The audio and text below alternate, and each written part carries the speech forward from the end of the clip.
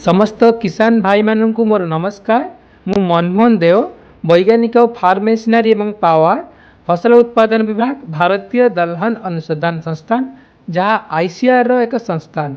एथिरे मु वैज्ञानिक रूपे कार्यरत अछि। किसान भाई माने डाली जातीय फसल रे जंत्रीकरण स्तर प्राय 34% अटे, किंतु विभिन्न प्रक्रिया रे यह अलग अलग होता है। जेपरिक बुणवा और खेत तैयारी जंत्रीकरण स्तर 50% अटे, सेपरी वीडिंग एवं तृणनाशक प्रयोग में 20% पर्यंत केवल जंत्रीकरण होइछि।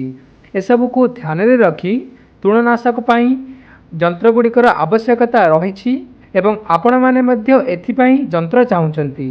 यह को ध्यान में रखी मु आज आपण मानक सम्मुखरे डाली जातीय फसल रे तृणनाशक पाई प्रयोग में आसीपारुथिबा आईआईपीआर मैनुअल वीडर संपर्क में कहवाको प्रस्तुत होइछि।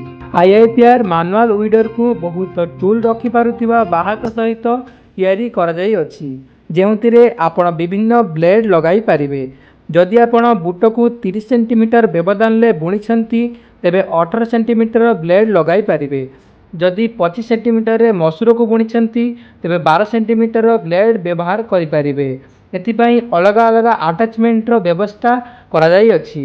एही दुई फसल रे मेसिन द्वारा 80 to 90% पर्यंत तृणनाशक करा जाई पारिबो। यह गोटे बहुत भल मेसिन अटे। यही मेसिन रो क्षमता प्राय 0.03 हेक्टर प्रति घंटा अटे। यह एक हालुका मेसिन होइतिबारु बहुत कम शक्तिर आवश्यकता रही, तेणु यह महिला चाषी द्वारा खूब सहजरे चला जाई पारिबो। यही मेसिन टी को भारतीय दलहन अनुसंधान संस्थान कानपुर द्वारा व्यवसायीकरण पाई कमर्शियलाइज करा जाई अछि।